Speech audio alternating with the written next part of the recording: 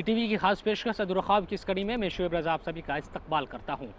अदुर ख्वाब की आज की इस कड़ी में हम कुरुक्षेत्र और अम्बाला के कुछ इलाकों में जाएंगे जहाँ अक़लियती तबके के लोग रहते हैं। पिछले कुछ सालों में ये देखा गया है कि इन तमाम इलाकों में कब्रिस्तान की कमी का मसला एक बड़ा मुद्दा बनता जा रहा है। लोग इस मसले को लेकर लगातार अपनी शिकायतें करते रहे हैं, लेकिन इसको दूर करने की कोशिश नहीं की गई। इसके साथ साथ चाहे रोज़गार का मामला हो या फिर दूसरे जो मुद्दे हैं अक़लियती तबके से जुड़े हुए, उसको लेकर लोगों की क्या शिकायतें हैं, क्या समस्याएं हैं, अधूरे ख्वाब की आज की इस कड़ी में हम यही देखेंगे।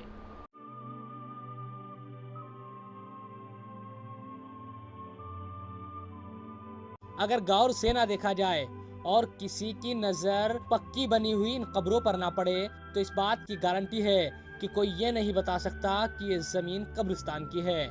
कोई जब इसे देखता है तो ऐसा लगता है जैसे किसी ने यूं ही छोड़ दिया हो, जिसमें गंदगी है, बदहाली है और जानवर तक यहाँ घूम रहे हैं। आपको सुनकर ताज्जुब होगा कि अम्बाला सिटी का कब्रिस्तान है, वो कब्रिस्तान जिसमें अम्बाला के मुसलमानों की कई पुश्तें दफन हुई। लेकिन इसका हाल देख लीजिए, शहर के बीचों बीच बने इस कब्रिस्तान की ना तो चार दीवारी है और ना ही यहाँ ऐसे इंतजाम किए गए हैं जिससे इसका रख रखाव हो सके। परेशानी ये है, वहाँ चार दीवारी के लिए एक तो फाइनेंशियली बहुत कमज़ोर है यहाँ का मुसलमान। लेकिन पिछले वर्ष जो है कुछ 200 फुट के करीब दीवार बनानी शुरू हमने की थी वहाँ पे, और जब वहाँ तक उधर तक पूरी बनाने में आगे चले तो उन लोगों ने कहा जी ये जगह तो हमारी है, हम दीवार नहीं बनने देंगे। हमने कहा आप कागज पत्तर वगैरह दिखा दीजिए, सरकार को कहा। सरकार ने उनसे कागज मंगाए लेकिन वो दिखा नहीं पाए, और उसके बाद डीसी ने एक इंक्वायरी बिठाई जिसमें हमारे हक में ही सब कुछ आया कि जगह हरियाणा वक्फ बोर्ड की है और अहले इस्लाम के नाम जो ऐसी गिरदौरी है, ये इनका हक है, मुसलमानों का आपका नहीं है। लेकिन सिर्फ बातें, किताबी बातें रहेगी, वो आज तक जो है समस्या हमारी हल नहीं हुई। अम्बाला में कब्रिस्तान का मसला बड़ा मुद्दा है। अक्सर इसकी देखरेख और रखरखाव के मसले को लेकर प्रदर्शन होते रहे हैं, लेकिन ना तो वक्फ बोर्ड के अधिकारियों ने कभी इस बाबत कोई कदम उठाने की कोशिश की और ना ही किसी दूसरे प्रतिनिधि ने। लोग कहते हैं कि हालात दिन ब दिन खराब होते जा रहे हैं, यहाँ तक कि बरसात में तो पूरा कब्रिस्तान दलदल बना नजर आता है। तो वहाँ पे गलियों का कुछ, वहाँ कॉलोनी है 7, गलियों का पानी कब्रिस्तान में आता है। कब्रिस्तान में आने से वहाँ सैलाब रहती है और पानी लगभग 6 इंच या 1 फुट खड़े ही रहता है वहाँ पे। यदि किसी मैयत को लेके जाते हैं तो पहले मिट्टी की ट्राली चाहिए हमें, उसके बाद मैयत दफनाते हैं। मतलब तो वक्फ बोर्ड कुछ करता नहीं? वक्फ बोर्ड ने कुछ नहीं किया जाता। अच्छा, क्या ये भी दिक्कत हो रही है क्या, आबादी बढ़ती जा रही है तो छोटा पड़ रहा है कब्रिस्तान? छोटा भी वैसे पड़ रहा है, लेकिन जितना है उतना भी आ जाए तब भी हमारा काम चल सकता है।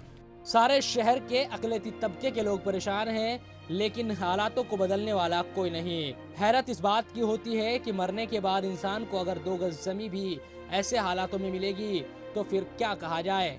अम्बाला ही नहीं, पूरे हरियाणा में ही कब्रिस्तान का मसला बड़ा बनता जा रहा है। लोगों की शिकायतें इस बात को लेकर है कि कब्रिस्तान की कमी हर शहर, हर गांव में नजर आ रही है, लेकिन कोई इसको संजीदगी से लेने को तैयार नहीं। काफ़ी वक्त से ही है, एक ज़माना गुजर गया इसको, और इसमें कुछ सुधार किसी किस्म का नहीं आया, बल्कि इस कदर गंदगी फैली हुई है कि जो आसपास के मकान हैं उनका ही सारा पानी नालों के इस तरफ आता है। और बरसात में तो वो बुरी हालत हो जाती है कि मैं समझता हूँ कि जो देखेगा तो अंदर कदम रखने की दिल नहीं करता। और उस वक्त हम मैयत को जब दफनाने के लिए यहाँ पर लेकर आते हैं तो बस हमारा ही दिल जानता है कि दिल पर हमारे क्या गुजरती है यहाँ पर उस वक्त ये। और जो हालत है वो आपके सामने है, कहने की कोई ज़रूरत भी नहीं है। खंजीर तक के यहाँ पर मतलब घूमते हैं, ऐसे ही जानवर ऐसे बेहिसाब घूमते हैं और बहुत ज़्यादा परेशानी का सामना करना पड़ता है। हद नहीं हो कि हम ये कि 4 दीवारी मतलब इसे करना चाहते थे तो उसके लिए फाइनेंशियली मामला जो हैं वो काफ़ी कमज़ोर हैं। तो जाहिर बात है कुछ चंदा वंदा करके कुछ करते हैं तो भी वो कंप्लीट नहीं हो पाता है। अम्बाला और कुरुक्षेत्र में ऐसे बहुत से गांव हैं जहां मुस्लिम आबादी रहती है, लेकिन कब्रिस्तान की कमी इन लोगों की परेशानी बढ़ा रही है। यह हाल तब है जब वक्फ बोर्ड के पास जमीन की भरमार है, लेकिन दिक्कत यह है कि वक्फ की जमीनों पर अवैध कब्जे ज्यादा है। खुद देश की अल्पसंख्यक कार्य मंत्री नजमा हेपतुल्लाह का कहना है कि देश भर की तकरीबन 40% वक्फ की जमीन पर नाजायज कब्जे हैं। ऐसा हाल हरियाणा में भी नजर आता है। लेकिन वक्फ बोर्ड के अफसर इस तरफ संजीदगी से शायद ध्यान ही नहीं देते। कुरुक्षेत्र के शाहबाद में रहने वाले इरफान कब्रिस्तान की समस्या को बताते हुए कहते हैं कि शहर हो या गांव, आबादी हर जगह बढ़ रही है, लेकिन कोई इस तरफ ध्यान नहीं दे रहा कि कब्रिस्तान के मसले को कैसे सुलझाया जाए। जनाब, यहाँ आसपास की तकरीबन ही कोई गांव है जिसके अंदर कब्रिस्तान की समस्या नहीं है। हर जगह समस्या है। किसी कब्रिस्तान ऐसा है, किसी ने अगर एक जगह कब्रिस्तान है, उसके पास दूसरे भाइयों की कब्र वो जो बोलते हैं शमशान घाट, और थोड़ी थोड़ी जगह उसी में काम चला रहे हैं। तकरीबन अक्सर गाँव की यही समस्या है। चलिए अधूरा ख्वाब में वक्त हो चला एक छोटे से ब्रेक का। ब्रेक के बाद भी अधूरा ख्वाब की कड़ी जारी रहेगी।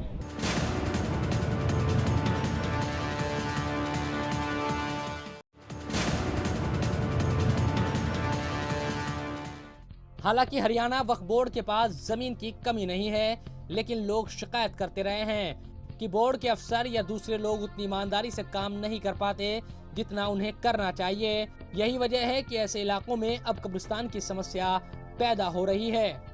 200 घर हैं जी, 3 कनाल जगह है, सन 47 से उसी में दफना रहे हैं। अब जो भी कब्र खोदा हूँ नीचे से कब्र लिगड़ रही जी, भी कब्रिस्तान और मिलना चाहिए जी। ये लगातार दिक्कत बनी हुई पहले। लगातार जी। शिकायत की किसी से? शिकायत क्या, कोर्ट में, हाई कोर्ट में चल रहा है जी, कोई सुनवाई नहीं अभी तो। कोर्ट में मामला चल रहा है। हाँ जी। तो ये वक्फ बोर्ड की जगह भी होगी क्या? वक्फ बोर्ड नहीं देता क्या है? वक्फ बोर्ड की उस गाँव में जगह नहीं है जी। अच्छा। हाँ जी। तो कब्रिस्तान की बहुत बड़ी समस्या है। हाँ, बड़ी समस्या है जी। और भी आपके आसपास के जो गांव हैं वहाँ भी प्रॉब्लम? वहाँ तो छोटे मोटे गाँव है जी, देखो आपने पता होगा। हाँ, प्रॉब्लम तो सारी जगह होगी जी कब्रिस्तान की। बाकी शहर में तो हमारे फिर भी दिक्कत तो है जी, थोड़ी दूर है, 3 किलोमीटर 4 किलोमीटर पे है, 5 पे यहाँ से जी। अम्बाला के मुसलमानों के लिए कब्रिस्तान की समस्या बड़ी बनती जा रही है। यहाँ की बदहाली और बदइंतज़ामी पर लगातार सवाल उठते रहे हैं। लोग कई बार धरना प्रदर्शन कर चुके हैं और लगातार जिम्मेदार लोगों को इस बाबत अवगत करा चुके हैं कि यहाँ से गंदगी को ख़त्म किया जाए और इस कब्रिस्तान की 4 दीवारी को कराया जाए। लेकिन अफसोस की बात है कि ना जिम्मेदार लोग और ख़ास तौर पर वक्फ बोर्ड के अधिकारी इस तरफ कोई कदम नहीं उठाते। हालात बहुत संजीदा हो जाएंगे तब भी शायद जिम्मेदार लोगों की नींद नहीं खुलेगी। अम्बाला हो या फिर कुरुक्षेत्र, इन इलाकों में आज़ादी से पहले मुस्लिमों की बड़ी आबादी थी, लेकिन 1947 में पाकिस्तान जाने वाले लोगों में यहीं के लोग ज्यादा थे। हालांकि 1980 के दौर में यहाँ पश्चिमी यूपी, बिजनौर, मेरठ, मुजफ्फरनगर और सहारनपुर जैसे जिलों से लोग रोजगार की तलाश में आना शुरू हुए और आज इनमें से ज्यादातर लोग यहीं बस गए हैं। भले ही इन लोगों को यहाँ रहते हुए 20 या 25 सालों से ज्यादा हो गए हो, लेकिन अभी भी ऐसे लोगों की तादाद काफी देखने को मिल जाती है जिनके पास जरूरी कागजात नहीं। ये लोग पूरे परिवार के साथ यहाँ रहते हैं, लेकिन राशन कार्ड समेत दूसरे दस्तावेज तक बहुत से लोगों के पास अब तक भी नहीं है। शाहबाद के रहने वाले सामाजिक कार्यकर्ता राजेश सत्यवादी बताते हैं कि 2004 से पहले और भी ज्यादा बुरा हाल था और कहीं कोई सुनवाई नहीं होती थी। हालांकि तब से लेकर अब तक कुछ बदलाव आया है, लेकिन अभी भी बहुत कुछ बदलना बाकी है। 2004 में भी 20-20 साल पहले यहाँ पर आए हुए लोग, उनके ना तो राशन कार्ड बने हुए थे, ना उनकी आईडी थी। आज भी बहुत से लोग, जैसे जमील भाई बता रहे हैं कि बहुत से लोग आज भी हैं। हम लोगों ने इन्हीं के थ्रू मस्जिदों में जाके, ईदगाह पे जाके, ईद के मौके पे जाकर सबको कहा कि भई आप अपने राशन कार्ड बनाइए, राशन कार्ड होंगे तो आप यहाँ के बाशिंदे होंगे। मैंने राशन कार्ड को बनाने के लिए ख़ुद भी मुजफ्फरनगर, आपके इधर देवबंद वगैरह और सहारनपुर के एरिए में मैंने खुद जाकर देखा है। 20 साल जो लोग यहाँ पर आ गए थे, उनका पीछे का रिकॉर्ड ख़त्म था। यहाँ पे आगे के लिए हमें बहुत मुश्किलें आई, लेकिन फिर नए रूटीन में हमने उनको जोड़कर शुरू किया। रजिस्ट्रेशन नहीं होता था, बच्चा जो पैदा हुआ, कोई मर गया, पैदा हुआ, उसकी प्रॉब्लम थी। राजेश सत्यवादी हरियाणा वक्फ बोर्ड पर भी सवाल खड़े करते हैं। वो कहते हैं कि वक्फ बोर्ड मुस्लिमों के उत्थान में सबसे बड़ी भूमिका अदा करता है, लेकिन ऐसा नहीं हो पाता क्योंकि ईमानदारी की कमी इसमें नजर आती है और नुकसान मुस्लिमों को भुगतना पड़ता है। वक्फ बोर्ड कोई इसकी इमदाद नहीं करता। अगर वक्फ बोर्ड अगर इसकी इमदाद करे, वो अगर देखभाल कुछ करे तो जाहिर बात हम लोग काफ़ी राहत मिल सकेगी। लेकिन वो क्यों नहीं करता ये तो खैर वही जान सकते हैं क्या है क्या नहीं है। लेकिन बहरहाल परेशानी का सामना बहुत लाहक है। मैं समझता हूँ कि ऐसा कब्रिस्तान कहीं भी अगर देखेंगे आप तो ऐसा नहीं मिलने का। मिसाल के तौर पे यही रहेगा एक सामने, इसके अलावा इसके सानी कोई दूसरा कब्रिस्तान आपको नहीं मिलेगा जैसे ये है। हाँ, इतने बुरे हाल का कब्रिस्तान की यहाँ पे बहुत कमी थी। हम लोगों ने ही यहाँ पे जद्दोजहद करके, कईयों ने मिलके, मैं अकेले की बात नहीं कर रहा हूँ, कईयों ने मिलके आधा किला ज़मीन, जबकि यहाँ पे बहुत बड़ी जगह वक्फ बोर्ड के अंडर वक्फ बोर्ड की है। शाहबाद खुद भी बादशाह सलामत का बनाया हुआ शहर है, उनकी आराम गाह ये कभी रही है। उसके बाद भी यहाँ पे दफन की प्रॉब्लम रही है। मैंने ये तक सुना है कि सहारनपुर यहाँ से लोग लेके जाते थे दफन के लिए। अभी भी ऐसा है क्या? अभी बहुत कुछ शायद रुकावट हुई है, पर अभी इतना नहीं है। अभी हम लोगों ने हाल ही में यहाँ के जो वक्फ बोर्ड के मेन हैं सीओ मोहम्मद अकील साहब, हमारे क्राइम के एडीजीपी हैं, तो उनको भी हमने लिखा है कि वक्फ बोर्ड को ज़मीनें इस तरह से छोड़नी चाहिए और इनकी देखभाल, नंबर 1 मस्जिद, नंबर 2 जो आपके कब्रिस्तान है, इन दोनों की देखभाल रख रखाव ये वक्फ बोर्ड के अंडर होना चाहिए। रोजगार की तलाश में पिछले कुछ दशकों में जो मुस्लिम पश्चिमी यूपी से अंबाला या कुरुक्षेत्र में काम करने के लिए आए, उनमें शमीमा भी एक है। शमीमा शाहबाद के पास मौजूद खेतों में बने डेरों में रहती है। परेशान शमीमा शाहबाद आई तो जरूर, लेकिन इसके बदले उसने बड़ी कीमत चुकाई है। यूपी में रहते हुए 1-2 बार उसे विधवा पेंशन मिली थी, लेकिन अपने बच्चों का पालन करने और रोजगार की तलाश में उसने सूबा बदल दिया तो पेंशन मिलनी भी बंद हो गई। अब ना यूपी से कुछ मिलता है और ना ही हरियाणा में उसके कागजात बन पाए हैं, जबकि 7 साल से ज्यादा उसे यहाँ रहते हुए हो गए। जी वहाँ मिली, मुझे 2 फेरी मिली, फिर उसके बाद कोई पैसा भी नहीं मिला है, ना मिली है ना कटवा दी। किसने कटवाई? प्रधान नहीं कटवाई, नवे नवों की बंधवा रखी।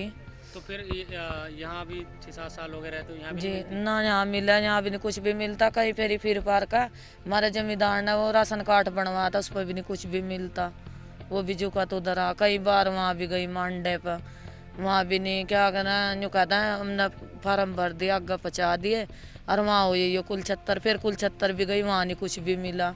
उन्होंने कहा दे यहाँ फार्म ही नहीं आए तेरे। अच्छा, तो कुछ नहीं मिलता? कुछ भी नहीं मिलता है। एक महीना बरान होगा, बस एक करी बैठ के अपनी मेहनत कराएं। तो यहीं रह रहे जंगल में? जी। हर बच्चे पढ़ाई नहीं करते? बच्चे मेरे एक तो इतना बड़ा 10-12 साल का, एक 15 साल का, वो तो पढ़ लिया 15 साल का, 5वीं तक पढ़ा, वो फिर अपना एक करी जमींदारों के दौरा काम करा। सब इसी तरह मजदूरी? जी मजदूरी करा। दिक्कत होती होगी बहुत? जी दिक्कत इतनी है पूछा ना बात। जमींदारों ने सबने मिलकर मेरी लौंडी की शादी करी, किसी ने 5,000 दिए, किसी ने 10,000 दिए, जिसके डेरे पर पड़े उसने रोटी दी, बारात नु सामान दिया, उन्होंने ही करा मेरी लड़की की शादी। चलिए अधूरा ख्वाब में वक्त तो चला एक और छोटे से ब्रेक का। ब्रेक के बाद भी अधूरा ख्वाब की कड़ी जारी रहेगी।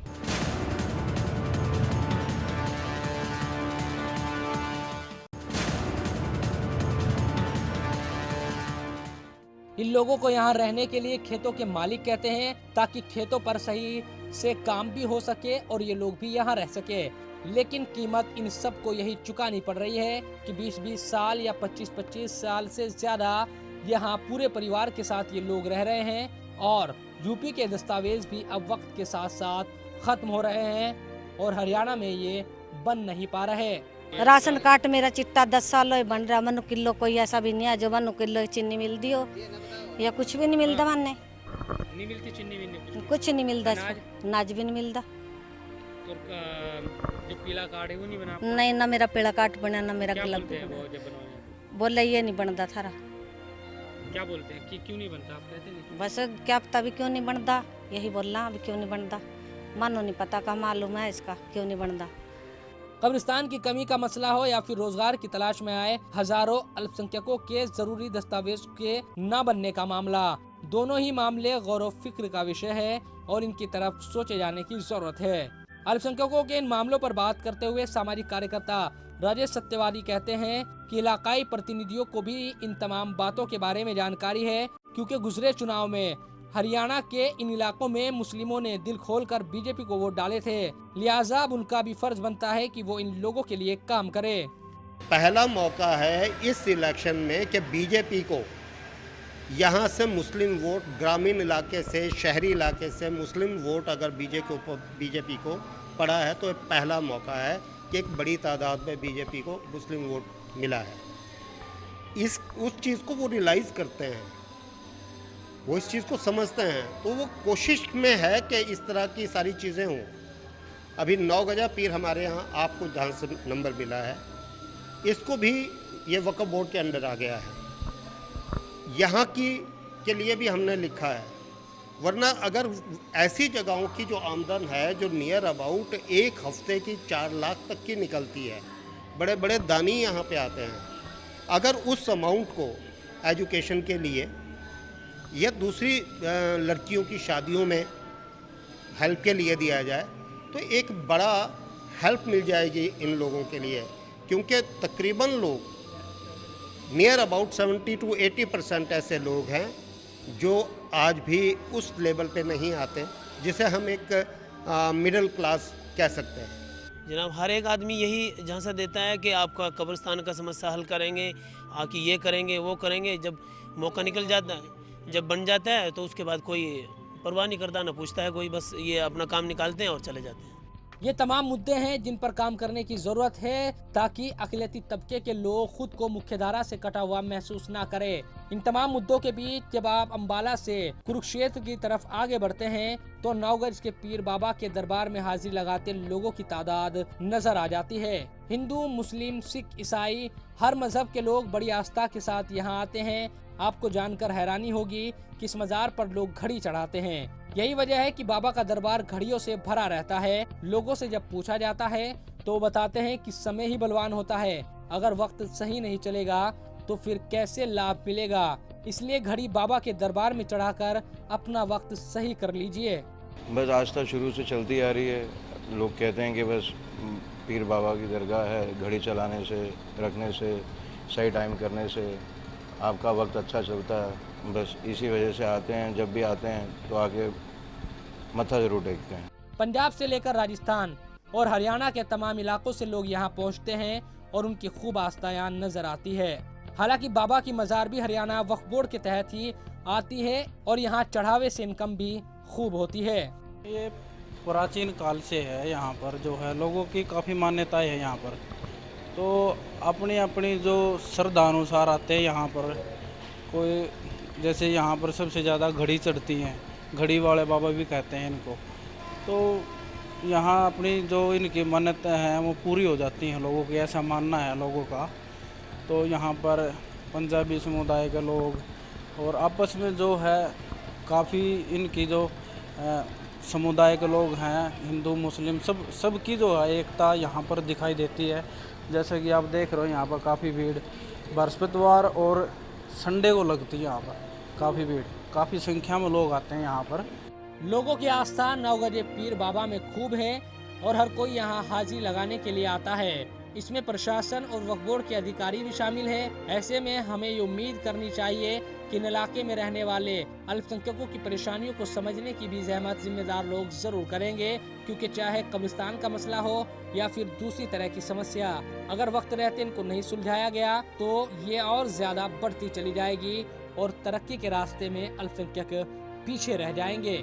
जिन लोगों के पास जिम्मेदारी है इन तमाम कामों को करने की और वो इन तमाम कामों को कर सकते हैं, लोगों को सहूलियत दे सकते हैं, वो लोग लापरवाही दिखाते रहे और इन लोगों की परेशानी बढ़ती रही।